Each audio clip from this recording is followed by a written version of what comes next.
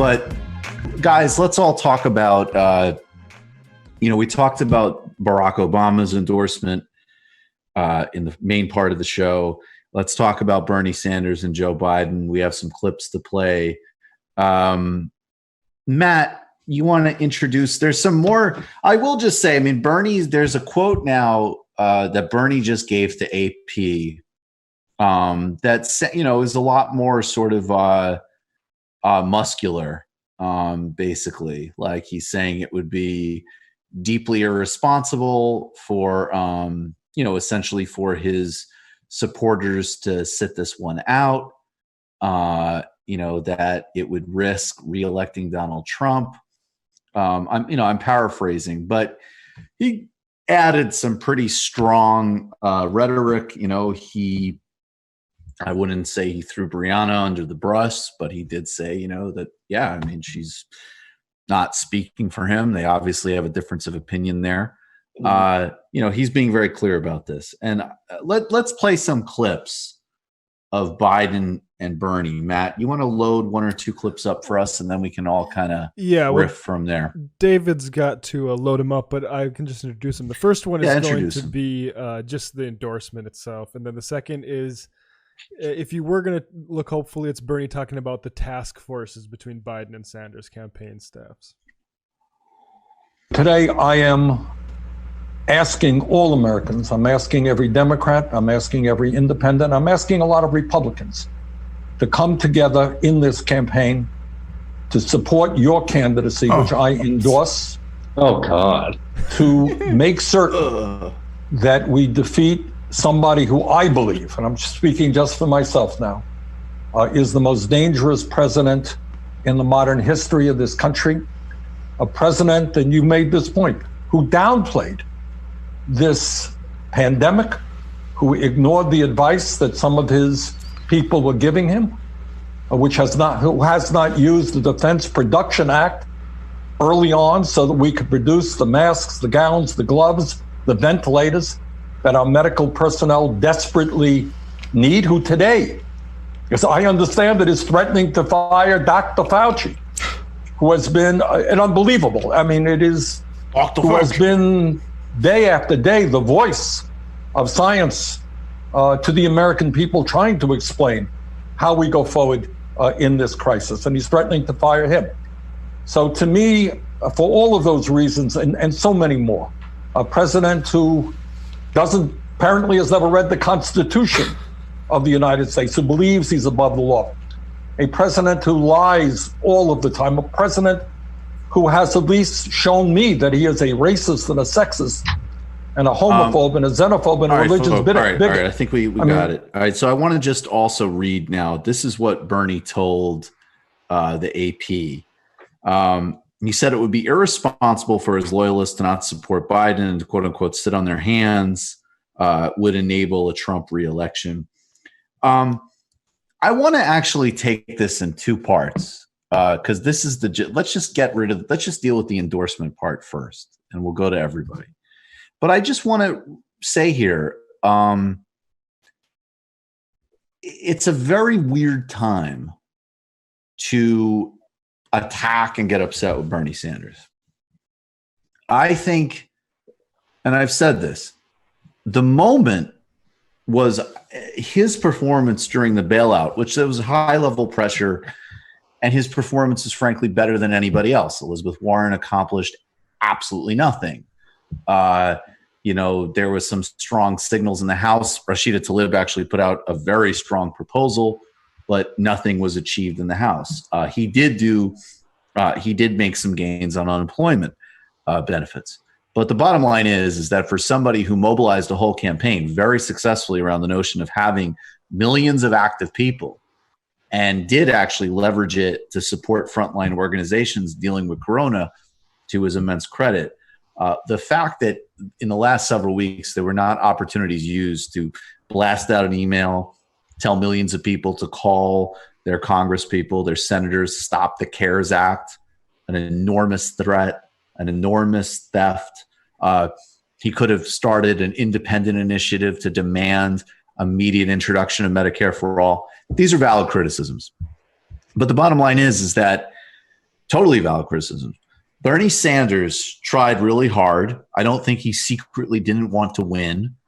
I think to the extent that they were not willing to do things that could have won, that speaks to broader structural weaknesses in the left, not him. I remember people, demanding we got to push him left and all this nonsense before we even started. There was the whole silly charade about unity with the Warren. There was the lack of strategic understanding with Biden. There was all of the endless indulgences of fantasy politics instead of a real aggressive push to build out a serious social democratic base for victory. And, guys, he could have followed a different path. He could have ran third party.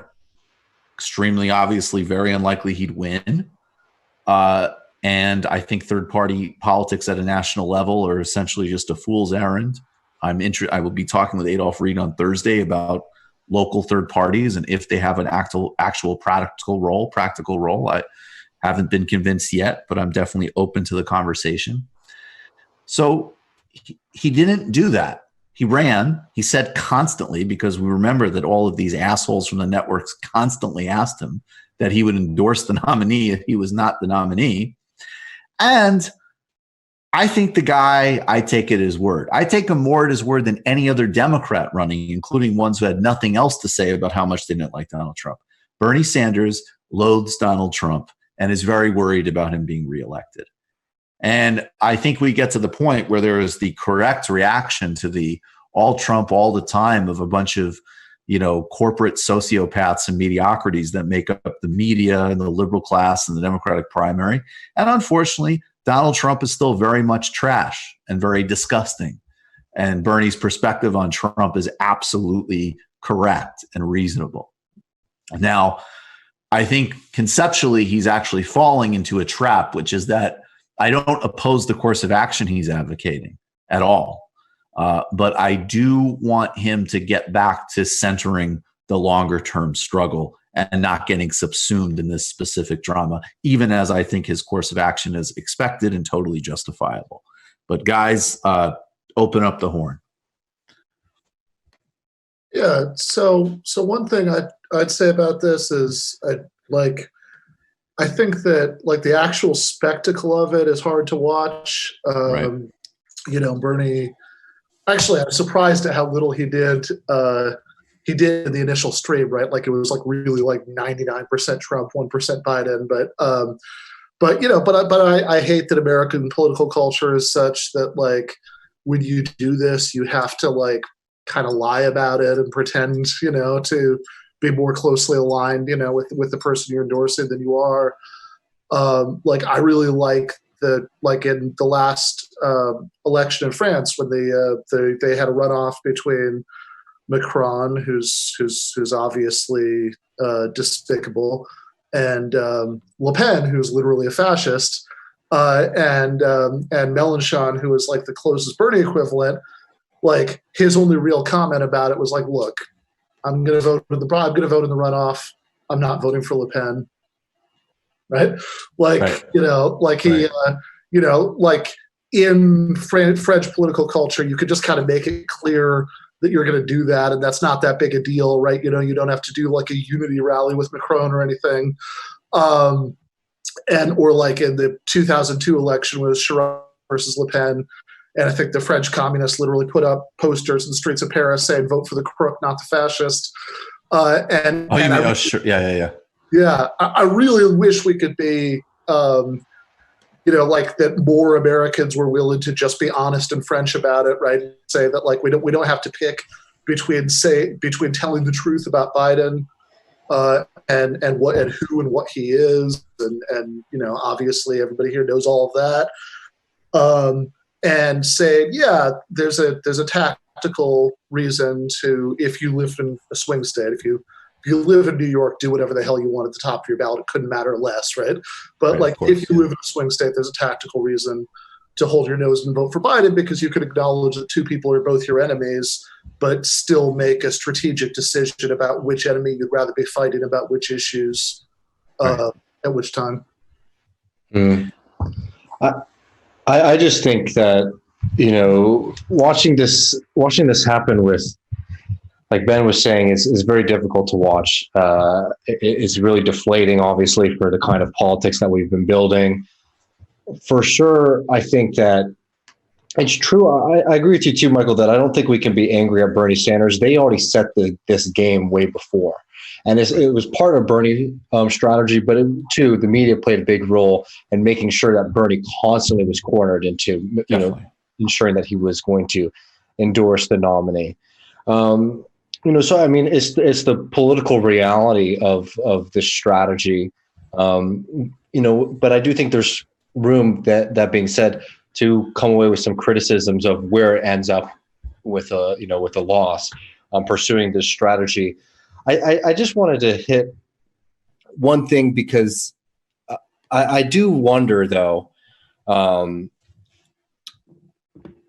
what does this get us? It's difficult because sorry, let me catch my thought for a second. No. So like, here's what's going on. The people who are really fixated on this question of whether or not the Bernie Sanders people are going to go out overwhelmingly and support Joe Biden, for the most part, they are not our friends. And I think we need to really understand that. Like, the people who've been ushering this in for a long time are using this against us. Right. And I don't think so even if we are going to take the position as the people around Bernie Sanders to say, OK, we're going to go with Bernie Sanders and go with Joe on some level, I think we should be really clear about the fact that this is not something that is deep rooted in our politics. Rather, it's something that's actually being forced out of us. And I think that that's the kind of strategy that everyone in the periphery needs to start working through, how we're going to deal with that tension. I just thought it was touching that Bernie saved such a surprise. Like, I'm going to endorse you for that live stream. Apparently, Joe had no idea that was going to happen. That's That's like Rush Limbaugh getting the Medal of Honor or whatever. I can't believe it. Can't believe. Oh my God! Seriously? Thanks, you old Jew. I got to get back to the teleprompter. For a second here, I thought this was a debate. I thought you were going to start going on about how everybody needs health care again. I didn't know it was a fun meeting. You just watched a Michael Brooks show video. Subscribe to get them all. Why wouldn't you? Don't be foolish. Click subscribe below and become a patron as well. Patreon.com/TMBS. Thanks, everybody.